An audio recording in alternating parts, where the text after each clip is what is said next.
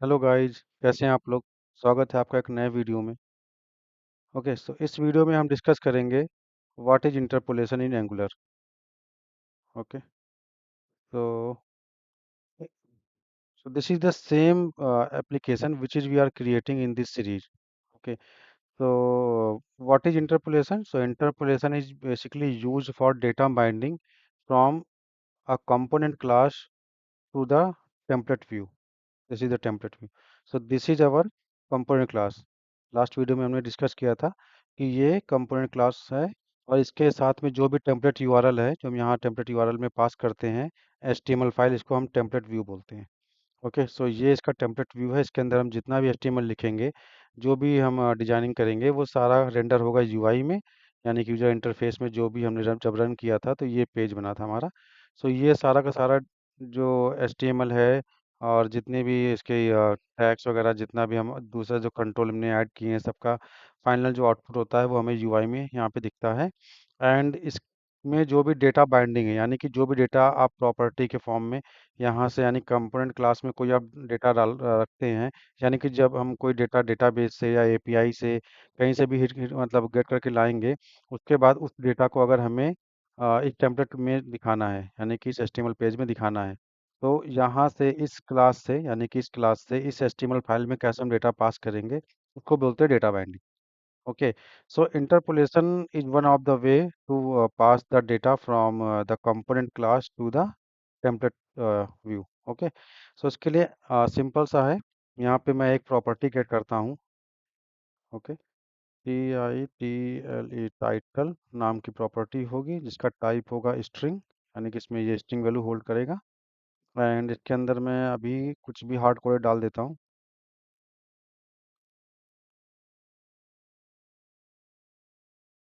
Okay, ये मैं लिख करके सेव कर दिया। अब टाइटल मैंने यहाँ बना दिया, मतलब कि एक प्रॉपर्टी बना दी जो कि स्ट्रिंग टाइप की है, इसके अंदर ये वैल्यू है। अभी मैं हार्ड कोड कर रहा हूँ, ये वैल्यू हम एपीआई से भी गेट करके यहाँ पे स्टोर कर सकते हैं, इसमें असाइन कर सकते हैं। अब ये वैल्यू तो यहाँ पे आ गई कंपोनेंट क्लास में, तो हमें एचटीएमएल में पास करना है, क्योंकि ये फाइनली हमें यहाँ पे दिखाना है यूजर इंटरफेस में, यानी कि ब्राउजर में, पेज में। तो इसमें कैसे दिखाएंगे, ये तो हमारे पास कंपोनेंट क्लास में है। तो इसको क्या करना होगा, इस वैल्यू को हमें इसमें पास करना है, यानी एचटीएमएल में बाइंड करना है। तो बोलते हैं डेटा बाइंडिंग है। डेटा आ गया, उसको कैसे बाइंड करना है टेम्पलेट व्यू में। तो इसके लिए हम जाएंगे एचटीएमएल पेज में। इसका जो एचटीएमएल पेज है, यहाँ सबसे ऊपर मैंने एक h1 टैग ले लिया।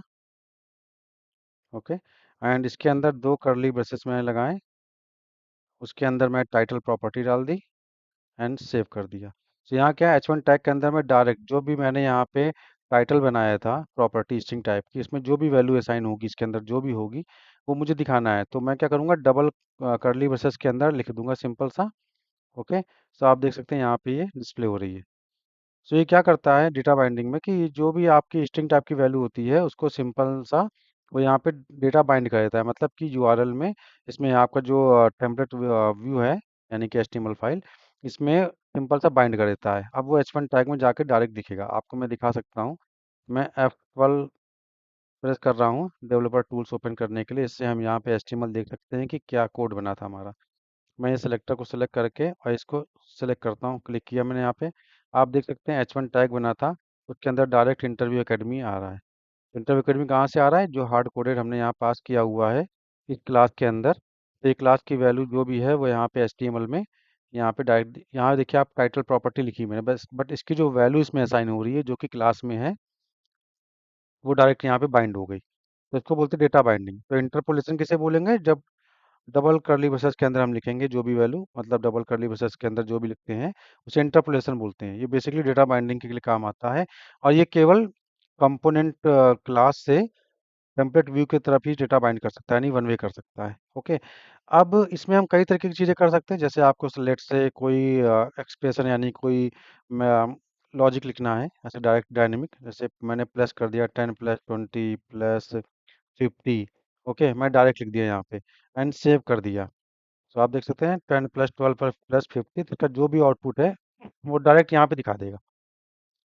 ओके, सो ये डायरेक्ट आपका जो भी एक्सप्रेशन होगा, यानी आपका मैथमेटिकल ऑपरेशन हो, जो भी इस तरह के डायनेमिक होंगे, वो भी यहाँ पे वो कैलकुलेट कर लेता है। ओके, एंड हम यहाँ पे इसके साथ में कुछ हार्ड कोडेड चीज़ें भी ऐड कर सकते हैं। अगर मुझे कुछ कनकेटिनेट करना है वैल्यू।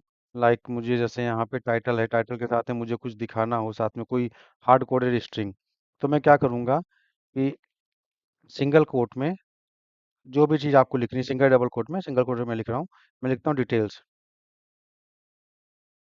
ओके, एंड उसके आगे मैंने डबल इक्वल टू लगा दिया, एंड इक्वल टू के बाद ही मैंने यहाँ प्लस लगा दिया। प्लस क्यों लगाया? क्योंकि वो स्ट्रिंग को कॉन्कैटनेट करेगा।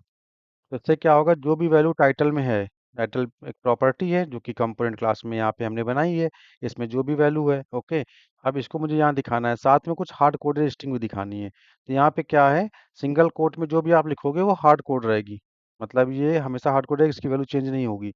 तो डिटेल्स इक्वल टू ये लिख करके आएगा, साथ में प्लस लगाया, प्लस लगाया कॉन्केटनेशन के लिए, क्योंकि ये भी एक स्ट्रिंग है और ये स्ट्रिंग टाइप का वेरिएबल यानी कि प्रॉपर्टी है। तो दोनों को प्लस के थ्रू हम कॉन्केटनेट कर रहे हैं, यानी कि आपस में जोड़ रहे हैं। अब मैं इसको सेव करता हूँ। अब आप यहाँ पे देखते हैं डिटेल्स इज इक्वल टू ये आ गया। ओके, सो हम क्या कर सकते हैं, अगर आपको कोई वैल्यू डायनेमिक जो कि हमारी कंपोनेंट क्लास से आ रही है, एंड आपको कुछ स्टैटिक साथ में दिखाना है उसके साथ स्ट्रिंग, तो आप इंटरपोलेशन का उस केस में भी यूज कर सकते हैं। ओके, एंड अगर आपको टर्नरी ऑपरेटर का यूज़ करना है, तो उस केस में भी आप इसका यूज़ कर सकते हैं। अब टर्नरी ऑपरेटर क्या होता है? टर्नरी ऑपरेटर बेसिकली आप एक कंडीशनल हम ऑपरेटर बोलते हैं इसे, यानी कि इफ एल्स ब्लॉक को शॉर्ट हैंड में लिखने के लिए आप कह सकते हैं इसका यूज़ करते हैं। इसका मतलब क्या है कि हमें अगर कोई कंडीशन चेक करनी है कि अगर सपोज यहाँ पे आप देख सकते हैं अगर टाइटल की वैल्यू नल है, तो उस केस में हमें क्या दिखाना है, और अगर इसकी वैल्यू नल नहीं यानी एम्प्टी नहीं है, तो उस केस में हमें क्या दिखाना है। अगर मुझे ये कंडीशन लगानी है तो मैं उसको टर्नरी के थ्रू लगाऊंगा। कैसे लगाते हैं मैं आपको दिखाता हूँ। यहाँ पे मैंने यहाँ पे चेक कर लिया, क्वेश्चन मार्क के थ्रू लगाते हैं, क्वेश्चन मार्क लगाया मैंने। उसके बाद इसका मतलब क्या है कि अगर टाइटल की वैल्यू नल नहीं है, ओके, तो उस केस में हमें क्या दिखाना है, टाइटल। एल्स में यानी अगर उसकी वैल्यू नल है, उस केस में क्या दिखाना है, तो मैंने यहाँ पे कोई भी हार्ड कोडेड स्ट्रिंग पास कर दूंगा मैं। ओके, तो अभी आप क्या देख रहे हैं यहाँ पे कि अगर टाइटल की वैल्यू नल नहीं है तो उस केस में टाइटल दिखेगा, और अगर नल है तो नल होने के केस में नो हेडर दिखाई पड़ेगा। क्वेश्चन मार्क का मतलब कि कंडीशन ट्रू होती है तो वो दिखेगा एल्स में, यानी कि ये दिखेगी। तो अभी यहाँ क्या है, टाइटल क्वेश्चन मार्क डायरेक्ट लिखा हुआ है, इसका मतलब टाइटल की वैल्यू अगर नल नहीं है तो उस केस में टाइटल दिखेगा, अदरवाइज वो नो हेडर दिखेगा। यूआई में देखते हैं, देखिए अभी आप इंटरव्यू एकेडमी दिखा रहा है, क्योंकि टाइटल जो हमने यहाँ पे टाइटल की वैल्यू सेट की हुई है इंटरव्यू एकेडमी, वो नल नहीं है, तो उस केस में नल नहीं है तो टाइटल दिखा देगा डायरेक्ट। अदरवाइज अगर मैं इसके वैल्यू नल सेट कर देता हूँ, मैं जाता हूँ यहाँ पे इंटरव्यू की वैल्यू की मैंने यहाँ पे नल कर देता हूँ। ठीक है, ये मैंने इसको एम्प्टी करना पड़ेगा आई थिंक। ठीक है, क्योंकि नल डायरेक्ट सपोर्ट नहीं कर रहा है, वो स्ट्रिंग ले लेगा। तो यहाँ पे मैंने सेव कर दिया इसको। अभी क्या है, टाइटल है, उसकी वैल्यू एम्प्टी हो गई। अब यहाँ पे आप यूआई में जाकर देखेंगे, देखिए नो हेडर हो गया। कैसे हो गया? क्योंकि यहाँ पे मैंने कर दिया इसको एम्प्टी स्ट्रिंग। ओके, टाइटल के अंदर कुछ भी नहीं है, ब्लैंक है। तो यहाँ पे उसने चेक किया टाइटल नल या एम्प्टी तो नहीं है, तो उस केस में है तो वो एल्स में जाएगा, यानी कोलन के बाद जो भी आप लिखोगे वो जाएगा। कोलन के बाद हमने ये लिखा हुआ है नो हेडर, यहाँ पे आप जो भी लिखोगे वो एल्स ब्लॉक होगा। यानी इफ अगर सक्सेसफुल होता है कंडीशन तब तो ये होगा, अगर कंडीशन फेल होती है तो उस केस में ये चलता है। ओके, इसको बोलते हैं टर्नरी ऑपरेटर। तो ये आप डायनेमिक क्वेरी यानी इफ एल्स ब्लॉक आप इंटरपोलेशन के अंदर लगा सकते हैं। इंटरपोलेशन इस दो जो डबल ब्रैकेट हमने लगाए कर्ली ब्रेसेस, इनको बोलते हैं। ओके, तो इस तरह से कर सकते हैं। एंड सेकंड चीज, अगर आपको कोई इमेज दिखानी है यूआई में, तो वो भी हम इंटरपोलेशन के थ्रू कर सकते हैं इजिली। कैसे कर सकते हैं उसके लिए चलिए मैं यहाँ पे एक नई प्रॉपर्टी बना देता हूँ। ओके, इमेज नाम से, IMGPATH, इसमें हम इमेज का पाथ रखेंगे। ओके, अभी मैं बताऊंगा पाथ कहाँ से लाएंगे। पहले मैं यहाँ पे इमेज टैग बना लेता हूँ एक। IMG आप लिखोगे, स्पेस करोगे, SRC यानी इसका सोर्स दोगे, कहाँ से पाथ आएगा, लास्ट में क्लोजिंग ब्रैकेट इसका आप लगा दोगे। ओके, सेल्फ क्लोजिंग होता है ये, ऐसे होगा। अब क्या है, इमेज है, इमेज दिखाने के लिए हमने इमेज IMG टैग यूज करते हैं HTML का, उसके अंदर सोर्स डालते हैं कि उसका पाथ क्या आएगा। सोर्स में उसका पाथ मतलब लोकेशन कहाँ पे वो फाइल सेव है।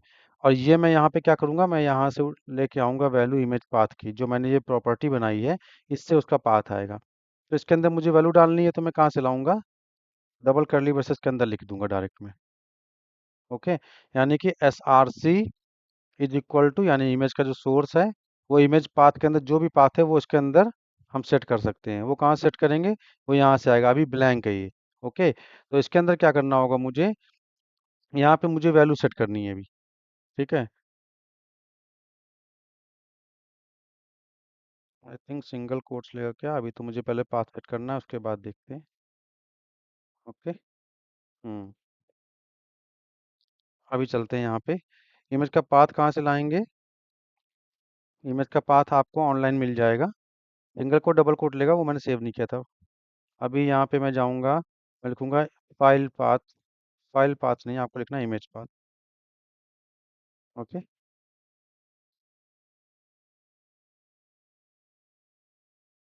हम्म। उसके लिए हम जाएंगे ये HTML W3 जो है, ठीक है, इस वेबसाइट में जाएंगे HTML में। इसमें आप देखोगे यहाँ पे ऑनलाइन जो इमेज पाथ होते हैं वो आपको मिल जाएगा यहाँ पे। Page title image HTML images. Okay, यहाँ पे ऑनलाइन इमेजेस। File path. ठीक है, फाइल का पाथ आपको लेना है तो यहाँ पे मैं ये ले ले रहा हूँ। इमेज SRC आप देख रहे हैं यहाँ पे, ये मैं सोर्स ले लिया उसका कि ये ऑनलाइन किस जगह से W3 से उठाएगा। यहाँ पे मैं क्या करूँगा, यहाँ पे आके मैंने सिंपल सा पेस्ट कर दिया, मतलब उसका URL लेकर के आया मैं इमेज का, और यहाँ पे इमेज पाथ है मैंने वैल्यू सेट कर दी। ठीक है, सेट कर दी इसके अंदर वैल्यू। वैल्यू सेट करने के बाद में इसकी वैल्यू को मैंने यहाँ पे डाल दिया। ये आप देख सकते हैं, बाइंड ऐसे किया, इंटरपोलेशन डाला, उसके अंदर डायनेमिक वैल्यू लेगा ये। अभी मैंने सेव कर दिया है, अब आप अपने पेज में जाके देखेंगे, देखिए इमेज आ गई है। तो मैं क्लोज कर देता हूँ, आप देख सकते हैं, देखिए। तो इसके ऊपर आपको कुछ भी दिखाना है इस तरीके से इमेज, तो आप डायरेक्ट दिखा सकते हो। ओके। सो यहाँ पे आपको कुछ भी अगर डायनेमिक वैल्यू यानी डायनेमिक प्रॉपर्टी आपने कोई भी यहाँ क्रिएट करी है, उसमें आप जो भी वैल्यू सेट करोगे उसको अगर आपको डायरेक्ट डेटा बाइंड करना है, यानी कि इमेज का ये एक टैग है HTML का, इसमें हमें डायनेमिक डेटा बाइंड करना है। तो डायनेमिक डेटा कहाँ से आएगा? वो हमारा कंपोनेंट क्लास से आ रहा है। यहाँ पे इसमें वैल्यू सेट करेगी प्रॉपर्टी में। इस प्रॉपर्टी की वैल्यू को हमें इमेज टैग के साथ सेट करना है, क्योंकि हार्ड कोडेड नहीं पास कर रहे हम, ये वैल्यू चेंज होती रहेगी। इसका मतलब है कि अगर इसकी वैल्यू आप कुछ भी डाल दोगे, चेंज कर दोगे, तो वहाँ पे इमेज चेंज हो जाएगी। तो डायनेमिक है ये। तो कैसे बाइंड करते हैं ये? डबल कर्ली ब्रेसेस के थ्रू, इसको बोलते हैं interpolation. Okay. So one way data binding के लिए हम यूज करते हैं इंटरपोलेशन, जो कि आपका कंपोनेंट क्लास से टेम्पलेट व्यू में डेटा पास करना होता है, तो उस केस में हम यूज करते हैं। Okay. So thank you for watching.